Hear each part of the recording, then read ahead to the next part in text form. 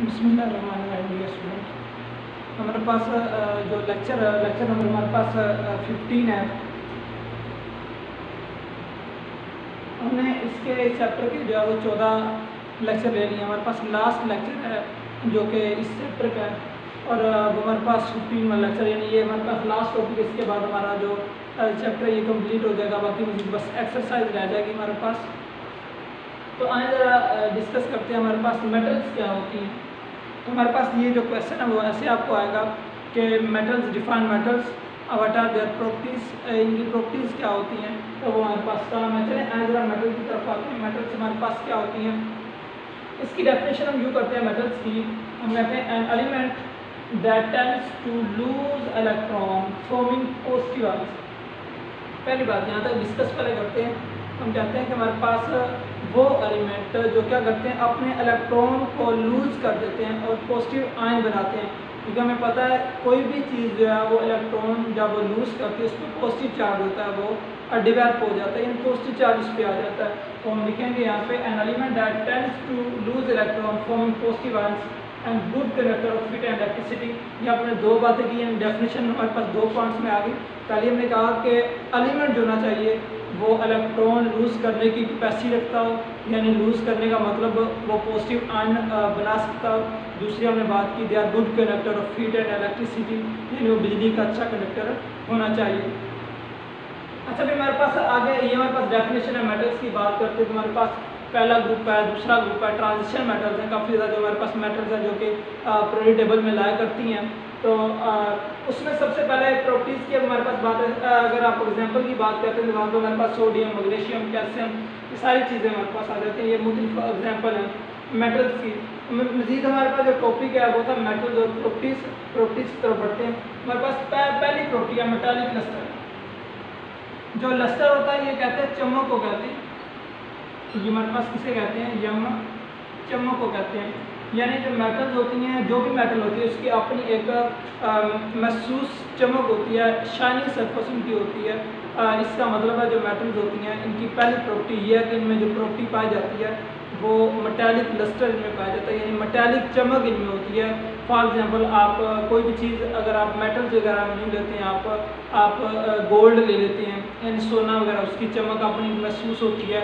आप आयरन ले लेते हैं, जब जो लोहा जो नया आप लेते हैं तो उसमें भी चमक पाई जाती है। अगर फॉर एग्जांपल वो थोड़ा सा धुंधला भी हो जाता है, यानी ऊपर अगर वो कोई चीज़ें जो आग के ऊपर चिपक जाती हैं, गर्द वगैरह, तो आप उसको अच्छे तरीके से जब आप उसको साफ करते हो या जब उसको आप काटते हो या वैसे आप लोहा जो है वो काटते हुए देखो तो आप देखोगे काफ़ी ज़्यादा चमकदार लोहा जो है नीचे से निकलेगा। रीज़न ये है क्योंकि इनमें मेटालिक चमक जो है वो पाई जाती है। हमारे पास दूसरी है मेलाबिलिटी। अब ये लोअर बोर्ड में शो क्वेश्चन आया, what is difference between malleability and ductility. ये शो क्वेश्चन हमारे पास इंपॉर्टेंट। मेलाबिलिटी क्या होती है? मेलाबिलिटी वो प्रॉपर्टी होती है मेटल्स की जिसकी वजह से हम इसको जो है वो शीट्स में कन्वर्ट कर सकते हैं। Malleability is the property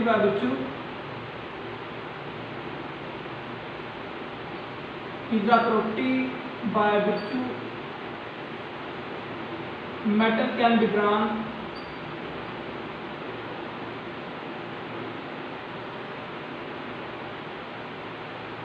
into sheets।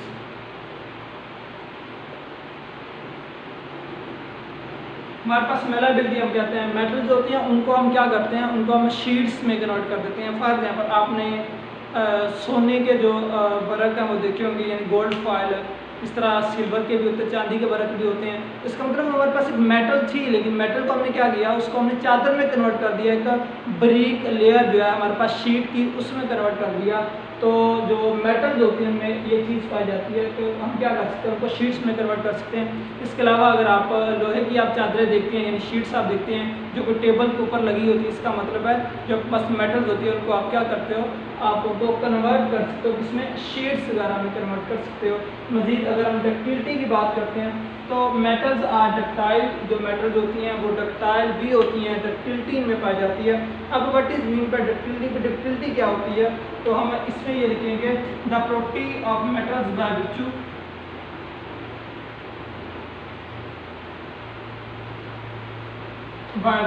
metals can be drawn metal can be drawn into words। हम ये कहते हैं कि हमारे पास मेटल की वो प्रॉपर्टी वो खसूसियत जिसकी वजह से हम क्या कर सकते हैं, एक मेटल को हम वर्ड्स में कन्वर्ट कर सकते हैं। इस तरह की जो प्रॉपर्टी हमारे पास होती है मेटल की, वो हमारे पास क्या कहलाती है, वो हमारे पास डक्टिलिटी कहलाती है। अब फॉर एग्जाम्पल हम इलेक्ट्रिशियन जो जितना भी इलेक्ट्रिकली वर्क होता है उसमें देखते हैं जो भी हमारे पास तारे वगैरह होती हैं उनके अंदर मेटल्स ही पाई जाती हैं और मेटल्स की तारें बनी होती हैं जिसमें से जो करंट होता है वो पास कर रहा होता है। तो इसका मतलब है जो मेटल्स होती हैं उनको हम क्या कर सकते हैं, उनको हम वर्ड्स में कन्वर्ट कर सकते हैं, यानी उनकी ब्रीक जो है वो वर्ड्स तारे वगैरह बना सकते हैं। ये हमारे पास थी तीसरी प्रॉपर्टी। अभी तक हमने जो काम किया, अभी हमने डेफिनेशन पढ़ी। मेटल्स हमारे पास वो चीज़ें होती हैं जो कि इलेक्ट्रॉन देने का रुझान रखती हैं, पॉजिटिव आयन बनाती हैं और good conductor of heat and electricity होती हैं। मज़ीद हमने इसकी मेटेलिक क्लस्टर, इसकी पहली प्रॉपर्टी पढ़ी, जो हमारे पास मेटल होते हैं उनमें मेटेलिक चमक पाई जाती है। मेलाबिलिटी पढ़ी है जिस प्रॉपर्टी में जो मेटल होती है उनको शीट्स में कन्वर्ट किया जा सकता है। डक्टिलिटी पढ़ी जिसमें हमने कहा कि मेटल की वो प्रॉपर्टी जिसमें उसको वायर्स में कन्वर्ट किया जा सकता है, वो हमारे पास क्या कराती है, डक्टिलिटी कहलाती है।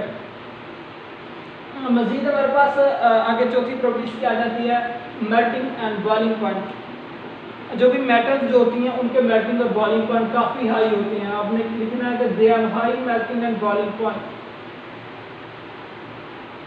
High melting point and boiling point.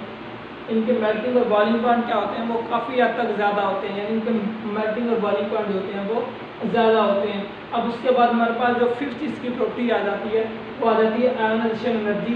जब हम इसकी आयोनाइजेशन एनर्जी की बात करते हैं अभी, तो वो भी हम लिखते हैं कि they have low ionisation energy values. वो भी क्या लिखते हैं कि इसके बाद जो होती है वो लो आयोनाइजेशन एनर्जी वैल्यू। इनकी जो वैल्यू होती है ये आयोनाइजेशन एनर्जी की कम होती है। इसकी रीज़न क्या है, हमने पहले भी पढ़ा हुआ है कि जो मेटल्स होती हैं उनका साइज़ बड़ा होता है, इलेक्ट्रॉन जो होते हैं, जो ब्रूनी शेल में इलेक्ट्रॉन्स होते हैं और न्यूक्लियस के दरमियान जो अट्रैक्शन होती है वो क्या होती है, वो बहुत ही वीक होती है, जिसकी वजह से वहाँ से इलेक्ट्रॉन को निकालना जो होता है वो ईजी होता है। इसी वजह से हम कहते हैं, क्योंकि इलेक्ट्रॉन को निकालना ही किसी एटम से आयोनाइजेशन कहलाता है, तो इसी वजह से हम कहते हैं कि जो मेटल्स होती हैं उनकी जो वैल्यू होती है आयोनाइजेशन एनर्जी की, वो क्या होती है, वो बहुत ही कम होती है। मज़ीद लास्ट हमारे पास प्रॉपर्टी आ जाती है इसकी कंडक्टिविटी की। तो जब हम कंडक्टिविटी की बात करते हैं तो कंडक्टिविटी में लिखते हैं they are good conductor of heat and electricity, good conductor